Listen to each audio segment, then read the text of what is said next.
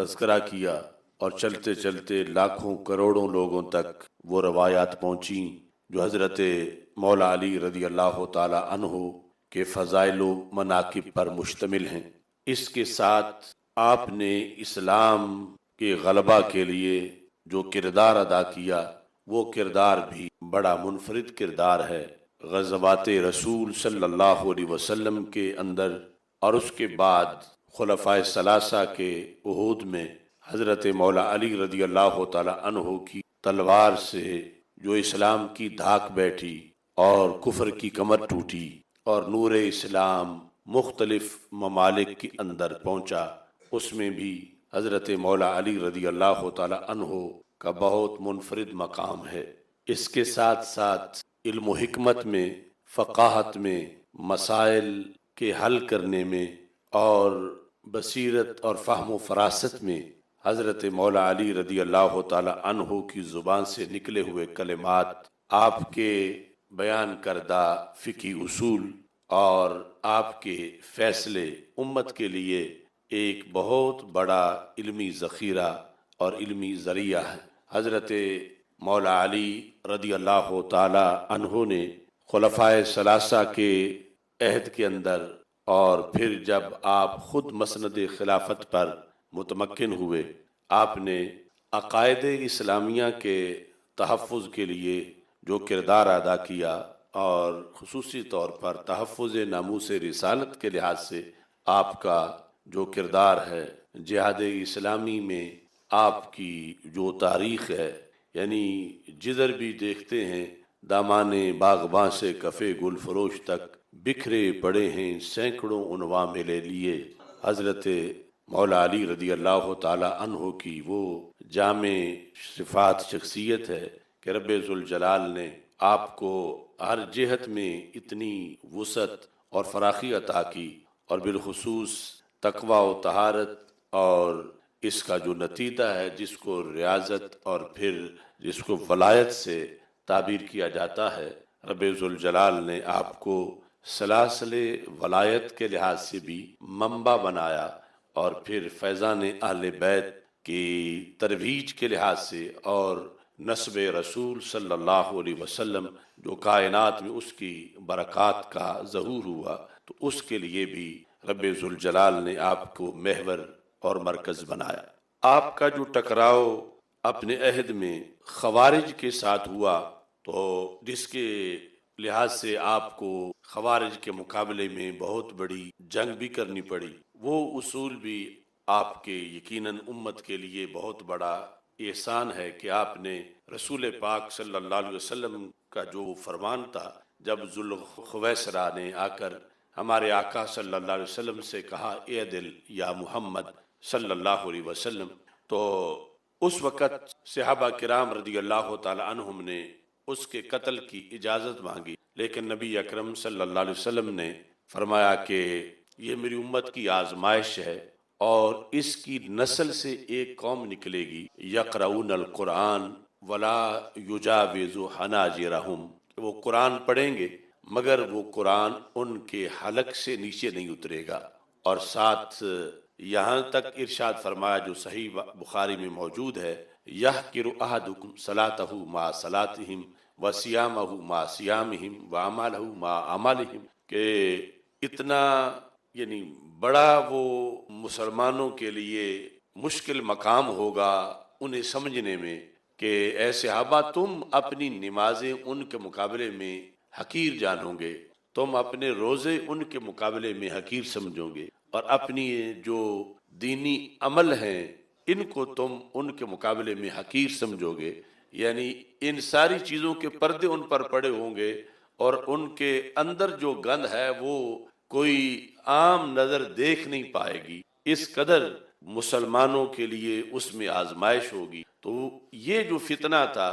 اس فتنے کو عیاں کرنے میں اور اس کا مقابلہ کرنے میں اور بالآخر انہی کے ہاتھوں جام شہادت نوش کرنے میں حضرت علی المرتضیٰ رضی اللہ تعالی عنہ اس جہت میں بھی ہمیں امت کے رہبر نظر آتے ہیں، اور آپ نے واضح الفاظ کے اندر اس فتنے کا جو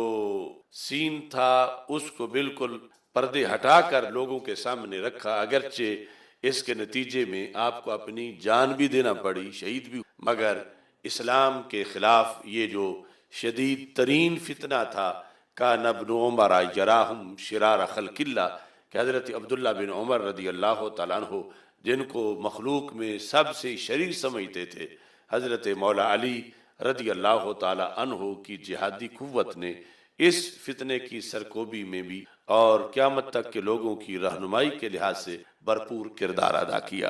اس سلسلہ میں سید عالم نور مجسم شفیع معظم صلی اللہ علیہ وسلم نے جس طرح دیگر بہت سی غیب کی خبریں دیں، آپ نے شہادت مولا علی رضی اللہ تعالی عنہ کے لحاظ سے بھی خبر دی اور آپ کا برحق ہونا بیان کیا، اور وہ فتنہ کہ جس کی سرکوبی کے نتیجے میں آپ کی شہادت ہونے والی تھی، اس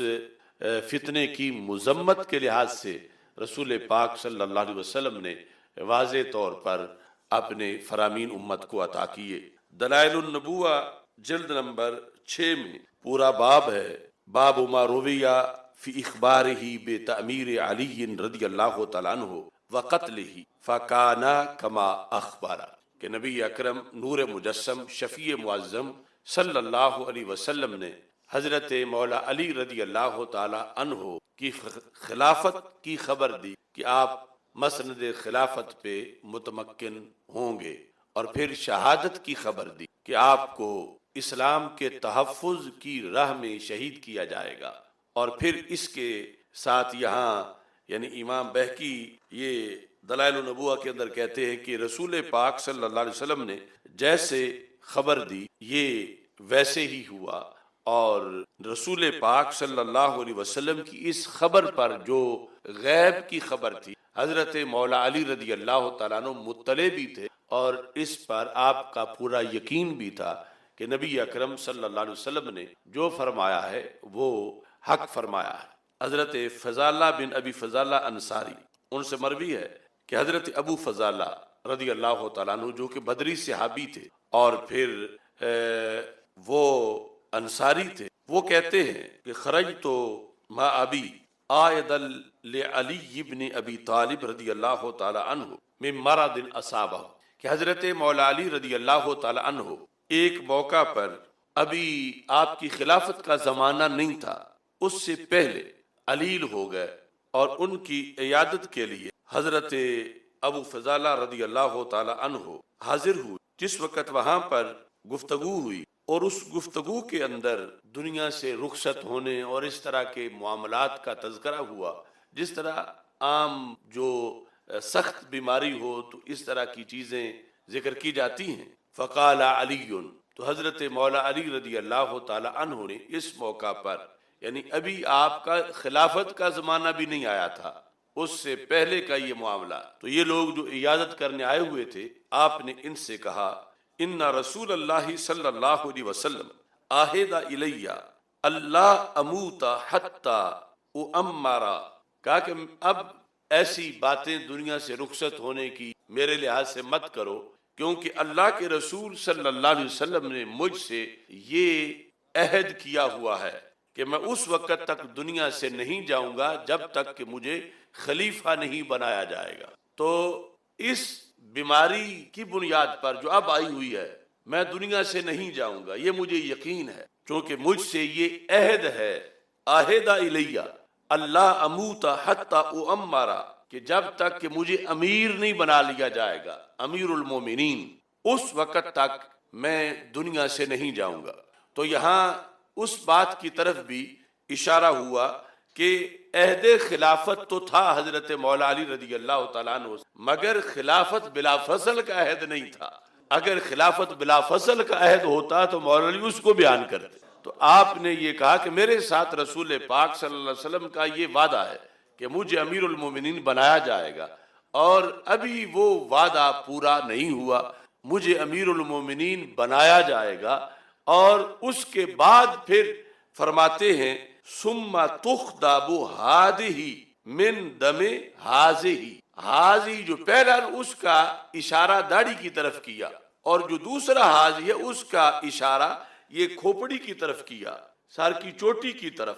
کہ رسول پاک صلی اللہ علیہ وسلم نے مجھ سے یہ عہد فرمایا ہوا کہ میں اس وقت تک فوت نہیں ہوں گا، موت نہیں آئے گی میرے پاس جب تک کہ مجھے امیر نہیں بنا لیا جائے گا، امیر المومنین. اور پھر امیر المومنین بنانے کے بعد اس وقت تک موت نہیں آئے گی، روح میرے بدن سے نہیں نکلے گی جب تک کہ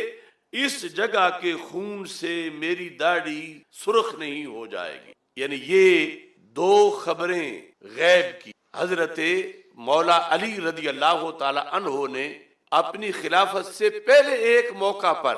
عیادت کرنے والوں کو سنائیں. اور اس میں ہمارا جو اہل سنت کا عقیدہ ہے علم غیب عطائی کے لحاظ سے وہ بھی پتہ چلا کہ یہ عقیدہ سب سے پہلے ان بزرگ ہستیوں کا ہے. یعنی حضرت مولا علی رضی اللہ تعالی عنہ کہ اگر اس پر یقین نہ ہوتا تو کہتے یہ مستقبل کی بات ہے، پتہ نہیں ایسا ہوگا یا نہیں ہوگا، اور میں خواہ اس پر لوگوں کو پکا کرتا رہوں. تو ان کا یہ یقین تھا کہ اللہ کے رسول علیہ السلام نے جو فرمایا ہے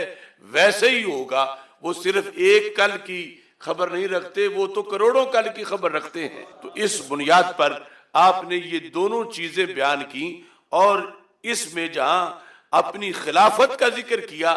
اسی خلافت کے اختتام پر اپنی شہادت کا بھی ذکر کیا کہ میری شہادت ہوگی اور مجھ پہ حملہ ہوگا، اور اس حملے کے نتیجے میں میری داڑھی جو ہے وہ خون سے تر ہو جائے گی، اور اس کے بعد جب یہ واقعہ ہو جائے گا تو اس کے نتیجے میں پھر میری طرف موت آئے گی اور میرا وصال ہوگا. لہذا آپ نے فرمایا یہ جو بیماری مجھ پر آئی ہوئی ہے ابھی اس کے نتیجے میں رخصت نہیں ہوں گا، کیونکہ ابھی وہ شرائط نہیں پائی گئیں جو شرائط اللہ کے رسول صلی اللہ علیہ وسلم نے بیان فرمائی ہیں. دوسری اسی باب کے اندر وہ روایت موجود ہے کہ حضرت زید بن وہب کہتے ہیں جا قوم من البصرہ من الخوارج الى علی رضی اللہ تعالی عنہم فیہم رجل یقال له الجعد، کہ بصرہ سے کچھ لوگ آئے جو کہ خارجی تھے، حضرت مولا علی رضی اللہ تعالی عنہ کے پاس حاضر ہوئے. ان میں ایک شخص کا نام جعد تھا. تو چونکہ خوارج کا یعنی مجالس میں بھی حضرت مولا علی رضی اللہ تعالیٰ عنہ سے بار بار جھگڑا ہوا، یہاں تک کہ آپ بصرہ میں ایک موقع پر تقریر کر رہے تھے تو مجمع میں خارجی جو ہے وہ اٹھ کے کھڑا ہو گیا اور اس نے کہا کہ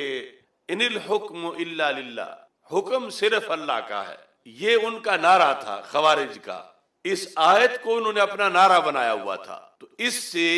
وہ حضرت علی رضی اللہ تعالی عنہ پر طنز کرتے تھے، تنقید کرتے تھے، اور معاذ اللہ یہاں تک کہ آپ کے ایمان کا انکار کرتے تھے کہ وہ کہتے تھے کہ یعنی آپ کو ہم امیر المومنین کیسے مانیں، معاذ اللہ آپ تو مومن بھی نہیں ہیں. کس لیے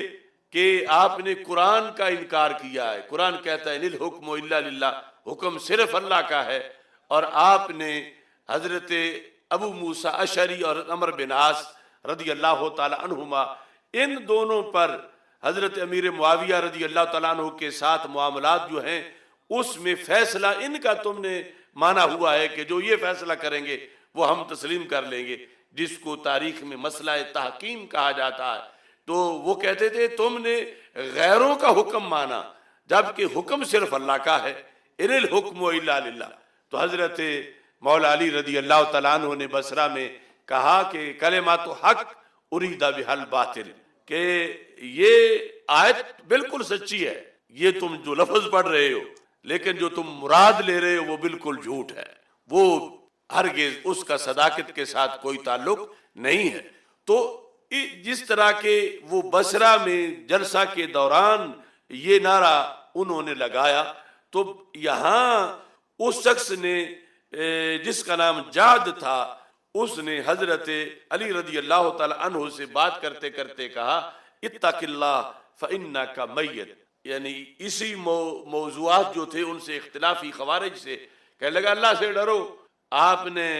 مر جانا ہے، انک میت یہ لفظ اس نے استعمال کی. تو حضرت مولا علی رضی اللہ تعالیٰ عنہ کی بہت زیادہ گرفت تھی الفاظ کے اوپر، تو آپ نے فرمایا لا والذی نفسی بیدہ بل مقتول قتلا، فرمایا کہ میں تبھی موت سے دنیا سے جانے والا نہیں ہوں، میں شہید ہونے والا ہوں۔ تو یعنی اس گفتگو میں بھی جب وہ ایک ویسے عام سطحی سے انداز میں کہہ رہا تھا کہ اتق اللہ فانک میت، تو آپ نے اس میں بھی اس چیز کو پیش نظر رکھا کہ میرا دنیا سے جانا وہ شہادت کی شکل میں ہے، اور اس شہادت کی خبر خود رسول پاک صلی اللہ علیہ وسلم پہلے دے چکے ہیں۔ خوارج کے ساتھ جو آپ نے ٹکر لی تھی، اس میں خصوصی طور پر عراق کے اندر جو ہرورہ بستی تھی جہاں خوارج کا مرکز تھا، وہاں پر آپ فوج لے کر جب گئے تو جنگ سے پہلے وہاں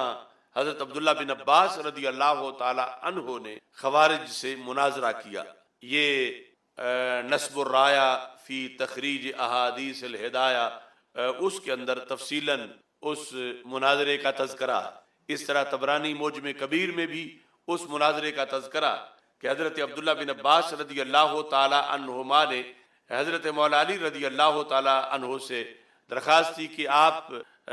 زور ٹھنڈی کر کے پڑھیں، تو میں ایک بار ان کا جو عذر ہے وہ دور کرنے کی کوشش کرتا ہوں کہ یہ ایسے ہی نہ مارے جائیں، ان کو اگر ہدایت مل سکتی ہے تو علمی طور پر دلائل دے کر ہم ان کی ہدایت کا اہتمام کرتے ہیں۔ تو مولا علی رضی اللہ تعالیٰ عنہ نے حضرت عبداللہ بن عباس رضی اللہ تعالیٰ عنہ کو اجازت دے دی کہ وہ ان سے بات چیت کریں۔ حضرت عبداللہ بن عباس رضی اللہ تعالیٰ عنہ جب خوارج کے مرکز میں تشریف لے گئے مناظرہ کی نیت سے، تو ہزاروں لوگ وہاں پر موجود تھے، اور بظاہر ان کا شعار جس طرح کے پہلے حدیث پڑھی ہے بہت تقوی، پرہیزگاری اور اس طرح کے معاملات تھے۔ تو آپ نے فرمایا کہ اس ہستی سے تمہیں کیا اختلاف ہے کہ جو داماد رسول صلی اللہ علیہ وسلم ہے، جو رسول پاک صلی اللہ علیہ وسلم کے زیر سایہ انہوں نے تربیت پائی ہے، ان کی سیرت بڑی عمدہ ہے، صورت بہت اعلیٰ ہے اور کردار بڑا اچھا ہے، اور تم غنیمت جانو کہ وہ مسلمانوں کے اس وقت امیر ہیں، امیر المومنین ہیں، اور تم اتنے بدبخت بنے ہوئے ہو کہ امیر المومنین ماننا تو درکنار، تم کہتے ہو معاذ اللہ وہ مومن بھی نہیں ہے، کہ یہ کیا تمہارا اختلاف ان سے کیا ہے؟ تو انہوں نے آگے سے یہ کہا کہ ہم بس صرف قرآن و سنت کو مانتے ہیں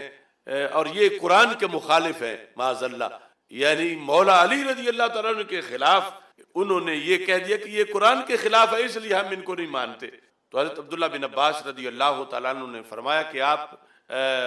مجھے بتائیں کس جگہ انہوں نے قرآن کی مخالفت کی ہے۔ تو اس طرح یہ پھر مناظرہ شروع ہوا اور انہوں نے اپنے 3 اعتراض بتائے، اور حضرت عبداللہ بن عباس رضی اللہ تعالیٰ عنہ نے اتنے جامع طریقے سے ان کے جواب دیے کہ ہزاروں خارجی تائب ہو کے اہل سنت بن گئے، اور حضرت عبداللہ بن عباس رضی اللہ تعالیٰ عنہ کے دلائل کا ان کے سامنے یعنی خوارج کے پاس کوئی جواب نہیں تھا۔ یہ تفصیل سے سارے دلائل یعنی وہ نصب الرایہ کے اندر جو ہے وہ موجود ہیں، جو اپنے خارج کے اعتراضات پر جواب دیے۔ مثلا انہوں نے جب یہ ان الحکم الا للہ یہ پڑھا تو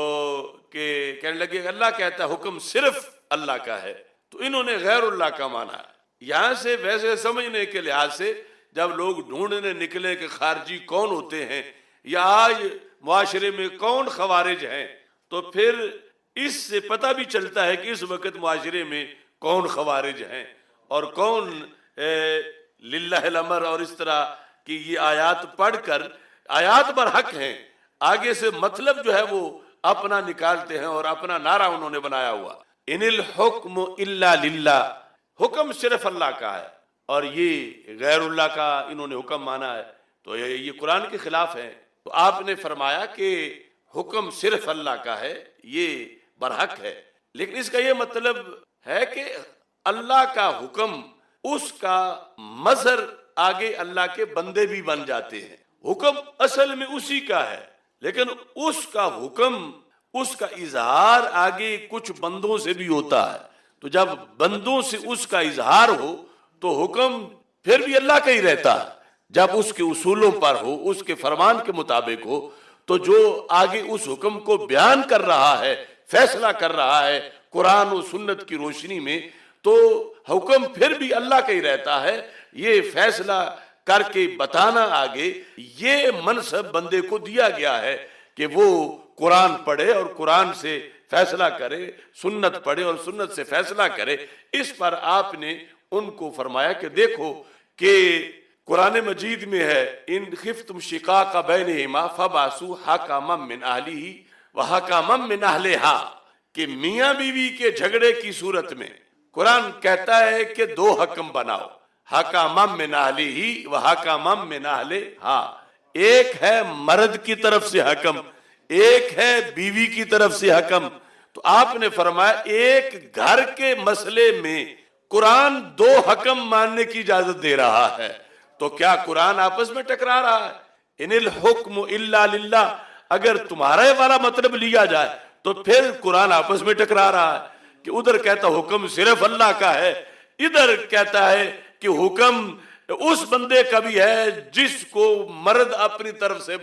فیصل بنا لے، اور حکم اس کا بھی ہے جس کو عورت اپنی طرف سے فیصل بنا لے. تو اس سے تو پھر قرآن ہی نہیں رہے گا. افلا یتدبرون القرآن ولو کان من عند غیر اللہ لوجدوا فیہ اختلافا کثیرا. قرآن اگر اللہ کا کلام نہ ہوتا تو پھر اس میں بڑا اختلاف ہوتا. اس کے اللہ کا کلام ہونے کی دلیل یہ ہے کہ اس میں اختلاف نہیں ہے، یہ ایک ہی بات کرتا ہے. اور اگر تمہارے والی بات لی جائے تو پھر تو دو باتیں کر رہا ہے. کہیں کہتا ہے کہ حکم صرف اللہ کا ہے، کہیں کہتا حکم اللہ کے بندوں کا بھی ہے. تو آپ نے فرمایا خدا کے بندو سوچو تو صحیح، صرف ایک آیت رٹ لی ہے تم نے، نہ آگے پڑھتے ہو نہ پیچھے پڑھتے ہو. باقی قرآن بھی پڑھو تو تمہیں پتا چلے کہ حقیقت میں حکم اللہ کا ہی ہے. لیکن جب اللہ کے قانون کے مطابق کوئی بندہ اس حکم کو بیان کرے تو اس کی اجازت بھی قرآن نے دی ہوئی ہے. تو اس بنیاد پر آپ نے فرمایا کہ یہ آیت ہے جب ایک گھر کا مسئلہ حل کرنے کے لیے دو حکم ماننے جائز ہیں تو پوری امت کا مسئلہ حل کرنے کے لیے مولا علی نے دو حکم مان لیے ہیں، تو اس میں کیا خرابی ہو گئی؟ ایک یہ مثال دی، اور دوسری فرمایا کہ یہ جو حالت احرام میں شکار کر بیٹھے کوئی، تو اب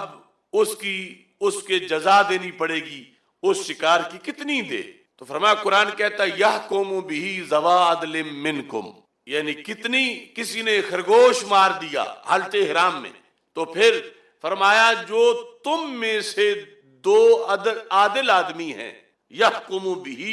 ذوی عدل منکم، تم میں سے دو